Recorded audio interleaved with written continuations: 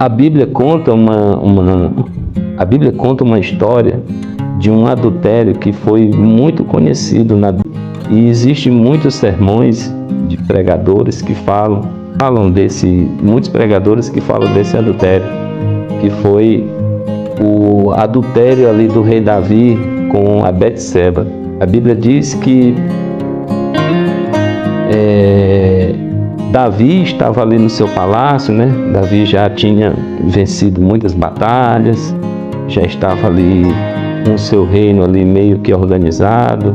E enquanto os seus soldados ali, o seu exército estava no campo de batalha, lutando por território, defendendo seus territórios, Davi estava ali no palácio, né? Davi já estava ali meio que numa zona de conforto. Davi já tinha suas esposas, né? Já tinha alguns filhos. E Davi ali na zona de conforto, ali no seu palácio, de lá ele viu uma jovem muito bonita, uma jovem chamada Betseba. E como ele era o rei ali, ele tinha muito poder de influência, Davi pede para algum dos seus servos e trazer aquela jovem ali para ele bater um papo com ela. E nisso que ela vai ali para o palácio, Davi tem um caso com aquela mulher. A Bíblia diz que ela era uma mulher muito bonita, chamava muita atenção. E Davi teve um caso com aquela mulher. E nesse caso, ela veio a engravidar. E Davi, querendo tirar aquela culpa dele, querendo esconder aquela traição, o rei Davi querendo esconder aquele adultério, ele manda chamar o esposo de Betseba, um homem chamado Urias, que estava lá nos campos de batalha ali de Israel. Ele manda chamar o Urias, que era para que ele dormisse com a Betseba, para que botar a culpa nele, como se ele que fosse o pai daquela criança. Mas aquele soldado, quando ele chega ali em Jerusalém, ele se recusa a ir dormir com a sua esposa. Ele era um soldado fiel, ele era um soldado leal. O que ele pensou? Meus irmãos estão lá naquele campo de batalha lutando, para quê? Como é que eu vou dormir na minha casa, sabendo que meus irmãos estão lá sofrendo naquele campo de batalha? E Urias pega e não vai para casa, ele vai para a porta do templo, e lá ele fica deitado lá. E alguém chega com Davi e fala: olha, o Urias está se recusando a ir para casa. Davi pega, escreve ali uma carta e entrega na mão de Urias. Olha, tu entrega lá para o teu superior, lá nos campos de batalha. Urias vai para o campo de batalha e quando o general ali do exército de Davi recebe aquela carta, lá ele fala, lá estava escrito na carta: coloca Urias na linha de frente. Ele não era uma pessoa para estar naquela linha de frente ali. Davi já tinha uma intenção, já tinha uma má intenção naquilo ali, que era que a vida de Urias fosse ceifada ali. Então, essa história é uma história muito conhecida, uma história bíblica que é muito conhecida. E Urias chegou a falecer ali naquele campo de batalha. Mas mal Davi sabia que tinha alguém sabendo de toda aquela trama, de tudo que estava acontecendo. Porque uma traição, um adultério, às vezes as pessoas pensam que só uma pessoa está vendo. Existe alguém superior que ele é onipresente, ele é onisciente e ele tudo vê. Deus, ele tudo vê. Tudo que está encoberto um dia virá à tona, porque Deus, ele é onisciente, ele tudo sabe, ele tudo vê. E Davi, quando soube que Urias tinha falecido, Davi leva aquela mulher para o seu palácio. E Davi ali regozijando, né, com a mulher nova, bonita, ele já tinha suas esposas, estava ali muito emocionado, muito apaixonado por aquela mulher, estava muito envolvido, e mal ele sabia que alguém sabia daquela trama, de tudo aquilo que ele tinha feito, do que ele tinha feito no escuro, do que ele tinha feito escondido.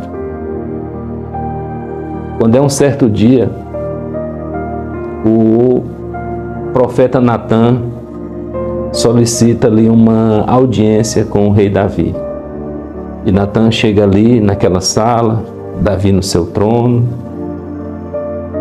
Natan chega e diz assim: Davi, existe um homem muito rico, um homem com muitas posses, muitas ovelhas, muito gado, muita terra, um homem muito farto, um homem muito... Deus já tinha abençoado muito aquele homem, com muitas posses.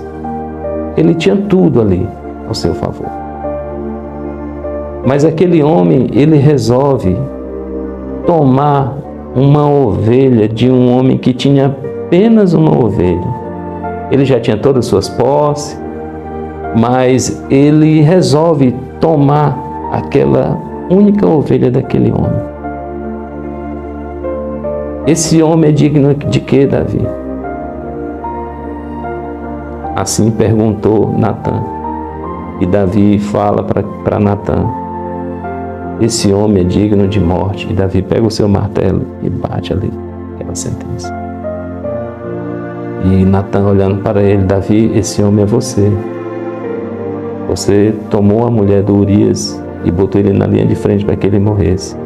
E Deus viu isso e mandou vir te falar que esse teu filho aí, ele vai morrer. Davi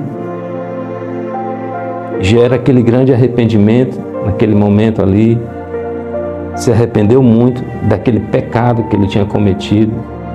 Ele nunca imaginou que ele iria passar por esse tipo de situação, por esse tipo de constrangimento.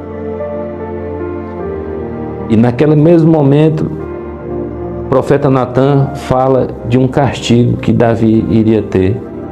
Que Davi iria ter sempre um problema na sua casa. Que aquilo que ele tinha feito ali no escuro, ali nas escondidas, o que ele tinha feito ali, aquele adultério, manchou o nome de Davi e trouxe um grande problema à sua casa.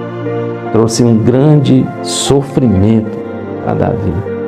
Trouxe um grande sofrimento para os seus filhos.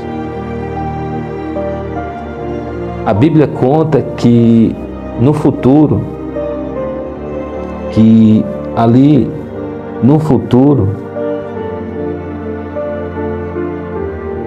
houve um incesto dentro da família de Davi. Um dos filhos de Davi mata seu próprio irmão. Mas lá na frente, esse irmão, que era o Absalão, que matou o Amnon, ele cria uma rebelião no reino de Israel. E esse filho revoltado, ele toma o trono do pai. Ele cria ali uma guerra civil interna ali. E Davi sai fugido dali de Jerusalém. Ele foge para o deserto. E naquele mesmo dia, o Absalão, ele faz a luz do sol para todo Israel ver aquilo que o seu pai fez no escuro, escondida, ele fez a luz do dia. Tudo que é feito aqui se paga aqui mesmo. E muitas vezes as pessoas das próximas gerações, os filhos, pagam um preço muito alto por um erro que foi cometido, principalmente com essa situação de adultério. O adultério, ele mancha uma família, ele mancha um nome, principalmente daquela pessoa que cometeu.